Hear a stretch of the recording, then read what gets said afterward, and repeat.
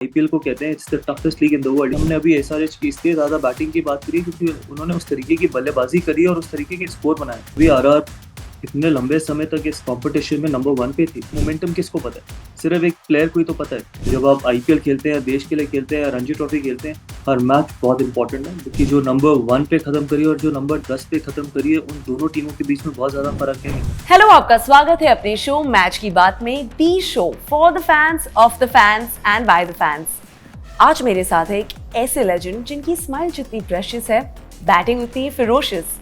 ये बात करते हैं straight from the heart and इनकी बात दिल में भी आती है और समझ में भी। सो लेट्स वेलकम कोलकाता और स्पोर्ट्स कीड़ा के knight in shining armour Gautam Gambhir to the show. Hi sir, welcome to match की बात। Thank you so much.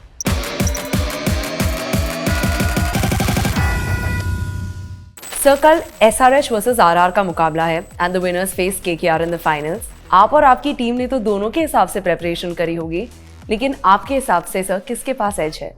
देखिए, बहुत मुश्किल है। मैंने पहले भी आपको ये बात बोली थी कि आईपीएल में किसी भी टीम को प्रोडिक्ट करना कि किसके पास एडवांटेज है, किसके पास डिसएडवांटेज है, ये बिल्कुल ठीक फिलॉसफी या थ्योरी नहीं है। बिकॉज सब टीमों को एक ही बजट मिलता है, सैलरी कैप होती है कि उसी में टीम बनानी पड़ती है। अगर आप देखेंगे चाहे वो नंबर 1 की टीम हो या नंबर 10 की टीम हो, तो बहुत ज़्यादा फर्क होगा नहीं। इसलिए जो टीम अच्छा खेलेगी ऑन दैट पर्टिकुलर डे, उसको एज होगा। ये कहना बहुत मुश्किल है कि आरआर को ज़्यादा एज है या हैदराबाद को ज़्यादा एज है। Sir, RCB 6 wins on the trot थे, लेकिन आरआर फिर भी जीत गई after their poor run. Fans हमें सोशल मीडिया पे पूछ रहे हैं कि मोमेंटम कितना इंपॉर्टेंट है sir? I don't think so. मैंने पहले अपनी कैप्टनसी में भी ये बात बोली थी कि मोमेंटम, हम ये शब्द बहुत इस्तेमाल करते हैं कि मोमेंटम बहुत ज़रूरी है, और मेरा मानना है कि उस पर्टिकुलर डे पे आप किस तरीके की परफॉर्मेंस देते हैं, किस तरीके की इंटेंसिटी के साथ उतरते हैं, और क्या आप अपने गेम प्लान के अकॉर्डिंगली अगर आप गेम खेलते हैं और फेयरलेस होके गेम खेलते हैं और करेज रख के खेलते हैं, आई थिंक वही टीम को कहीं ना कहीं एडवांटेज होता है। बिकॉज मोमेंटम, ना बॉल को पता है कि मोमेंटम क्या चीज़ है, ना बैट को पता है मोमेंटम क्या चीज़ है। हाँ, ये शब्द हमने इस्तेमाल बहुत किया है कि मोमेंटम कितना ज़रूरी है, पर मेरा मानना है कि मैंने कभी भी ना मोमेंटम सोचा है, ना ये सोचा है कि हम पिछला वाला मैच हारे हैं या पिछला वाला मैच जीते। उस दिन पे हम किस तरीके से परफॉर्म करते हैं, वो सबसे ज़्यादा इंपॉर्टेंट है। So sir, mindset over momentum, am I right? Yeah 100%। I think देखिए, मोमेंटम, जैसे मैंने अभी आपको बात बोली, मोमेंटम किसको पता है? सिर्फ एक प्लेयर को ही तो पता है, और वो भी उसी टीम के प्लेयर को पता है। ना ऑपोजिशन इस बारे में सोचती है कि दूसरी टीम के पास मोमेंटम है, ना बॉल को पता है, ना बैट को पता है। आप चाहे 100 बना के आए, चाहे आप 0 बना के आए, वो नया दिन है, नई ऑपोजिशन है, नई कंडीशंस है, तो उससे मोमेंटम में क्या फ़र्क पड़ता है? हाँ, आपके माइंडसेट में थोड़ा बहुत ज़रूर फ़र्क पड़ता है उस पर्टिकुलर टीम के लिए, लेकिन ऑपोजिशन के दिमाग में ऐसा कुछ भी फ़र्क नहीं पड़ता। So obviously it's a very big match, तो एलिमिनेटर का प्रेशर कैसे हैंडल करते हैं प्लेयर्स? देखिए, पहली बात तो मैं आपको कहना चाहता हूँ कि एक प्रोफेशनल स्पोर्ट्समैन के लिए सारे मैच उतने ही इंपॉर्टेंट है, जितना वो एलिमिनेटर हो या फिर आईपीएल फाइनल हो या फिर किसी भी टूर्नामेंट का फाइनल हो। आप डिफ्रेंशिएट नहीं कर सकते मैचेस के बीच में। आप ये नहीं कह सकते लीग मैच है तो ये बहुत ज़्यादा इंपॉर्टेंट नहीं है, सडनली फाइनल आ गया तो ये ज़्यादा इंपॉर्टेंट हो गया। प्रोफेशनल क्रिकेटर्स ऐसे नहीं सोचते और सोचना चाहिए भी नहीं, क्योंकि बहुत कम लोगों को मौका मिलता है आईपीएल खेलने का, और उनसे भी कम लोगों को मौका मिलता है देश के लिए खेलने का। तो जब आप आईपीएल खेलते हैं, देश के लिए खेलते हैं, रणजी ट्रॉफी खेलते हैं, हर मैच बहुत इंपॉर्टेंट है, बिकॉज हर मैच के लिए आपने मेहनत करी है स्टेज पर पहुंचने के लिए। तो मुझे नहीं लगता कि किसी भी प्रोफेशनल क्रिकेटर को कभी भी किसी भी मैच में डिफ्रेंशिएट करना चाहिए। So that's fantastic. हम बात कर रहे थे एसआरएच के बारे में। सो सर, एसआरएच की बैटिंग तो काफ़ी डिस्ट्रक्टिव रही है।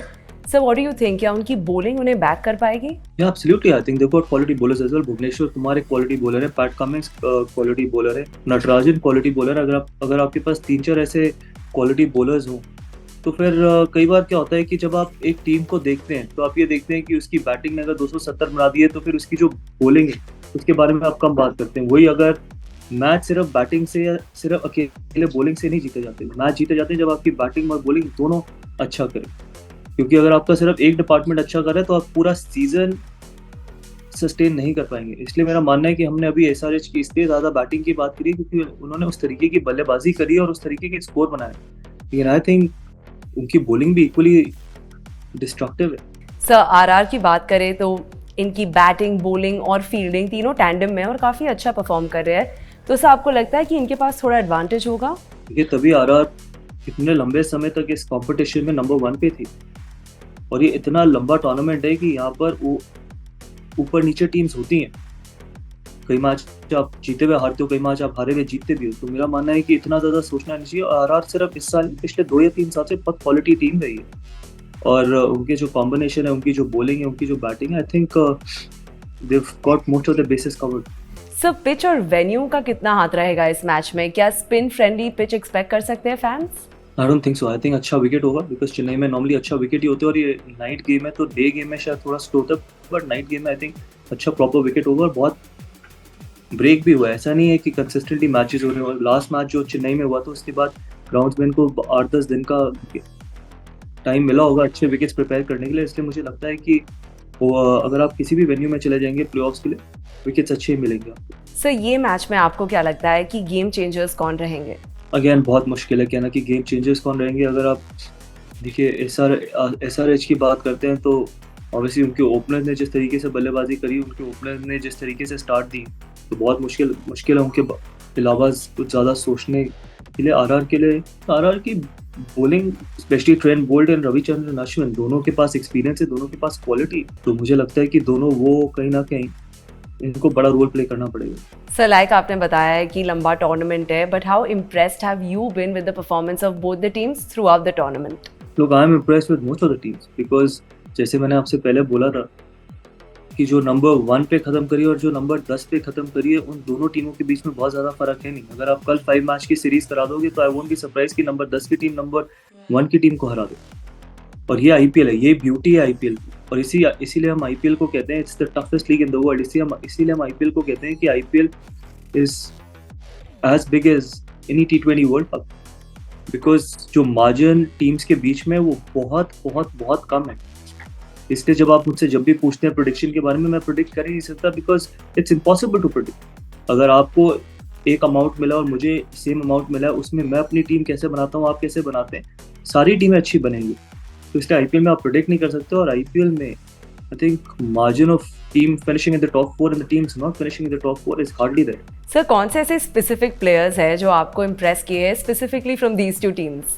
Look, most of them honestly if I tell you, देखिए मेरे को भुवनेश्वर कुमार हमेशा ही क्वालिटी बॉलर नजर आते हैं, लेकिन अगर आप यंगस्टर्स की बात करें, अभिषेक शर्मा इज क्वालिटी। अगर आप बात करें अब्दुल समाद के पास एबिलिटी है कि अब्दुल समाद डेंजरस हो सकते हैं। अब्दुल समाद इस नंबर पे बैटिंग करते हैं, उनके पास वो पावर है, क्योंकि कई बार आप उस बैटिंग पे सिर्फ रन नहीं, बट आप किसी भी बल्लेबाज की स्ट्रेंथ देखते हैं कि क्या आपके पास उस तरीके के शॉट्स हैं उस नंबर पे। अगर आप आरआर की बात करेंगे, तो आरआर ऑब्वियसली ध्रुव जुरैल एक बहुत अच्छे प्लेयर है। आई थिंक जिस तरीके का उनका टेस्ट का डेब्यू रहा है, पहले तो टेस्ट मैचेस में उन्होंने बल्लेबाजी करी, उसके बाद यशस्वी जायसवाल जिस तरीके के फॉर्म में, तो बहुत मुश्किल है 2 या 3 लोगों को सिंगल आउट करना। लेकिन अगर आप अपने फ्रेंचाइज के प्लेइंग 11 में खेल रहे हैं, तो आप अच्छे होंगे तभी खेलें। लेकिन अगर आपने स्पेसिफिक नाम पूछे, तो ये यंगस्टर्स ने मुझे डेफिनेटली काफ़ी इंप्रेस की। सर फाइनल में आपके सामने जो भी टीम आए, हर टीम में एक लेफ्ट हैंडर ही टीम के मेंटोर या कोच है। साउथ पावर्स ने सबको इस साल नॉकआउट कैसे कर दिया? आई डोंट नो, शायद इट्स जस्ट कोइंसिडेंस कि लेफ्ट हैंडर्स ही मेंटोर हैं। But again I think left handers mentor होना ना होना ज़रूरी नहीं। आई थिंक टीम का अच्छा खेलना बहुत ज़रूरी है। टीम अगर अच्छा खेलेगी, सिर्फ जो बाहर बैठे कोचिंग स्टाफ में होते हैं वो स्ट्रैटेजीज प्लान कर सकते हैं, वो प्लेयर्स को कॉन्फिडेंस दे सकते हैं, लेकिन जब तक आपके प्लेयर्स अंदर जाके उसको इम्प्लीमेंट नहीं करेंगे, तब तक आपके बारे में कोई भी बात नहीं करेगा। But again I think quality, अगर कोई खिलाड़ी हो या फिर क्वालिटी अगर कोई सपोर्ट स्टाफ में व्यक्ति डगआउट में बैठा है, तो चीज़ें बहुत थोड़ी आसान हो जाती है फ्रेंचाइज के लिए। Thank you Gautam sir for joining us on match की बात। आपसे बात करके बहुत मजा आया। But did you have a good time sir? I loved it. Thank you so much. Thank you Gautam sir for joining us on match की बात, the show for the fans, of the fans and by the fans. लेकिन जाने से पहले आप subscribe कर लीजिए sports की रग क्रिकेट के YouTube चैनल को and do like our Facebook page as well. Bye.